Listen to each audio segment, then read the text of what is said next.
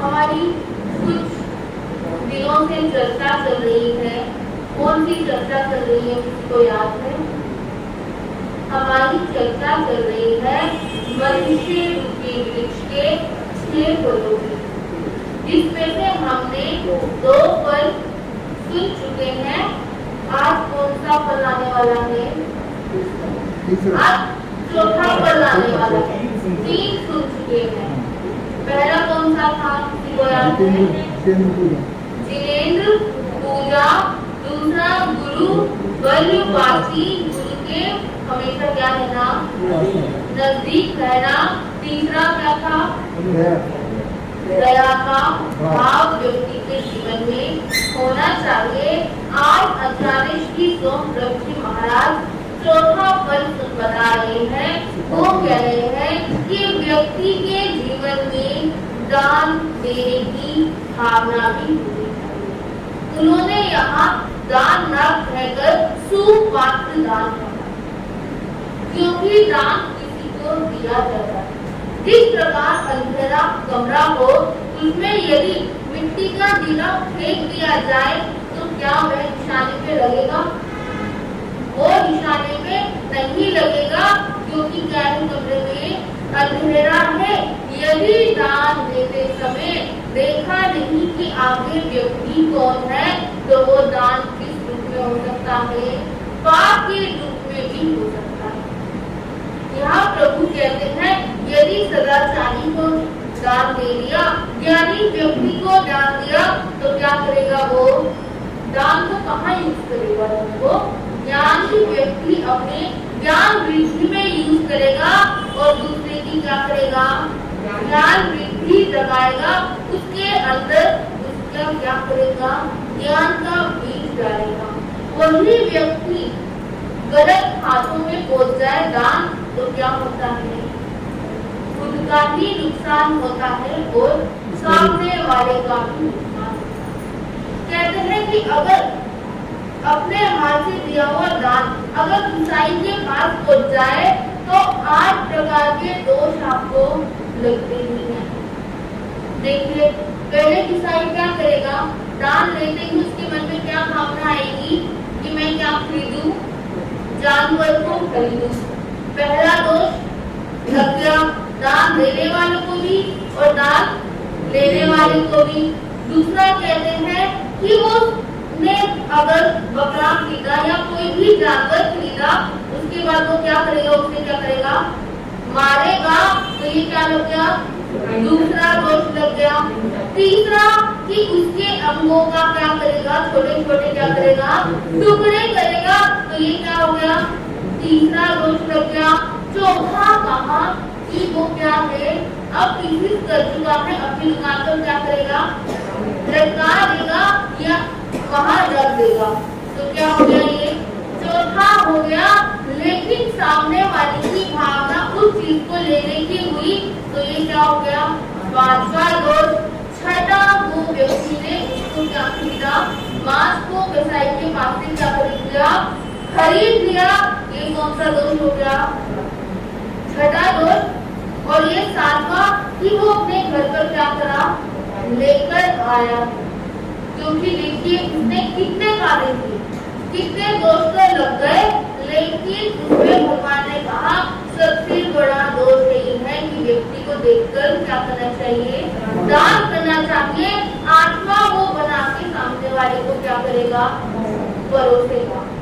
अब देखिए ये 8 प्रकार के दोष व्यक्ति के जीवन में किस प्रकार आते हैं, जब गलत व्यक्ति के हाथ में क्या दे दिया जाए, दान दे दिया जाए। इसके लिए कहते हैं कि मनुष्य जन्म मिला है, मनुष्य सिर्फ क्या करता है, लेने की सोचता है कि मुझे यहाँ से मिल जाए, मुझे यहाँ से मिल जाए। प्रकृति को देखा है, वातावरण को देखा है, वातावरण क्या मनुष्य से कुछ लेता है, देता ही देता है। और देखिए संसार में प्रकृति का वातावरण कितना सुंदर है कि हम लोग खुद कहते हैं कि सुबह उठ के क्या करनी चाहिए, ताजी हवा लेनी चाहिए, ठंडी हवा लेनी चाहिए। ये क्यों, प्रकृति ने हमेशा क्या किया है, दिया ही दिया है। यदि पेड़ है, पेड़ पे कोई फल लग गया और वो नीचे गिर गया, अब तो पेड़ उसके लिए रोएगा कि नहीं मेरा फल वापिस दो, मुझे वापिस क्या लगाओ, इसको ऊपर टहनी पे लगाओ, क्या रोएगा वो, नहीं रोएगा। लेकिन मनुष्य की आदत क्या है, वो सिर्फ क्या करता है, लेना जानता है, देना नहीं जानता। एक बार विवेकानंद स्वामी जी के पास एक जिज्ञासु आया, उसने कहा प्रभु मैं बहुत दुखी हूँ, मुझे ना कुछ उपाय बताओ जिससे मेरे धन की क्या हो, वृद्धि हो। अब स्वामी विवेकानंद जी थोड़ा सा मुस्कुरा दिए और उनके पास एक बीज था, वो उस व्यक्ति को क्या कर दिया, दे दिया कि तू इसको लेके चले जा और अपने घर के आंगन में क्या करना, बो देना। अब वो अपने घर के आंगन में उसको बोता है, लेकिन उसकी जो समस्या है वो वही की वही रहती है। उस बीज का क्या बन जाता है, पेड़ बन जाता है, लेकिन फिर भी इतने सालों में उसकी समस्या क्या है, वही की वही है। वो फिर विवेकानंद जी के पास जाता है, जब विवेकानंद जी के पास जाता है तो विवेकानंद जी उसको क्या करते हैं, पहचान लेते हैं, कहते हैं कि तू तो वही है जिसको मैंने बीज दिया था, लेकिन तूने क्या किया, सिर्फ बीज को बोने का मतलब जाना, मेरे साथ कहने का मतलब नहीं जाना। उन्होंने कहा कि बीज किसकी तरह है, धन की तरह है, कमा कमा कर तुमने क्या किया, तिजोरी में रख दिया, तो वो धन किसी के काम का है नहीं है। जब यहाँ से जाना है तो क्या जाना है, खाली हाथ जाना है, खुले हाथ जाना है। तो इसलिए क्या करो, बांटना शुरू करो, दान देना क्या करो, स्टार्ट करो। जैसे किसान होता है, उसके खेत में अनाज बनता है, अगर वो अनाज सारा बेच देगा या फिर सारा खाना बनाने में यूज कर देगा तो वो व्यक्ति कुछ क्या करेगा? किसान बीज डाल पाएगा फिर? नहीं, क्योंकि उसके पास क्या नहीं बचा? अब बीज नहीं बचा। ठीक इसी प्रकार मनुष्य जन्म मिला है। मनुष्य जन्म का एक छोटा सा बीज क्या है? दान है। दान देने से व्यक्ति के जीवन में अपने आप की चीजें आनी शुरू हो जाती है। तो कहते हैं दान का मतलब ही यही है कि क्या करना? अपनी अर्जित की हुई चीज को विसर्जित करना। यानी कि आपने एक हाथ से कुछ अर्जित किया है तो दूसरे हाथ से क्या करना है? देना है। और आपके जब दो तो आपका दूसरा वाला हाथ को क्या ना करे? पता नहीं लगना चाहिए कि आपने कुछ दान दिया। तो भगवान कहते हैं कि दान 3 प्रकार से व्यक्ति देता है। उसकी 3 दृष्टिकोण होता है दान में। देखिए दान की महिमा कितनी बड़ी है कि भगवान ने 3 दृष्टिकोण में अपना पूरा बात को समझा दी है। उन्होंने कहा कि पहला व्यक्ति का दृष्टिकोण यह होता है कि आत्महित की भावना से देना। आत्महित की भावना यानी कि मेरा भी उद्धार हो और सामने वाले का भी उद्धार हो। मेरे को जितना चाहिए उतना मैंने अपने पास रखा और जितना सामने वाले को चाहिए मैंने क्या किया? दे दिया। जिससे कि क्या हो मेरे जीवन में क्रोध मान माया लोभ का लालच का मेरे जीवन में क्या ना हो? वास ना हो। आत्मा पर क्या ना लगे? इसकी लपटे ना लगे। इसलिए आत्महित के लिए उसने क्या कर दिया? दान दे दिया। दूसरा दृष्टिकोण होता है देने का समाज हित के लिए कि जिस समाज में है उस समाज में कोई भी निर्धन व्यक्ति हो उसकी क्या करना? हेल्प करना। समाज को दान देने का मतलब है कि वो दान कहाँ यूज होगा? सही चीज में यूज होगा। किसी की सेवा में यूज होगा। किसी की परेशानी में यूज होगा।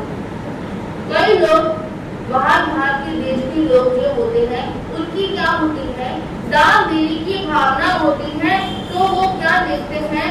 कहीं पे तूफान आया हो, कहीं पे पहाड़ गिरे हो या बाढ़ आके किन्हीं का घर क्या होता है? नष्ट हो जाता है। तो वहाँ क्या करते हैं वो लोग? दान देते हैं।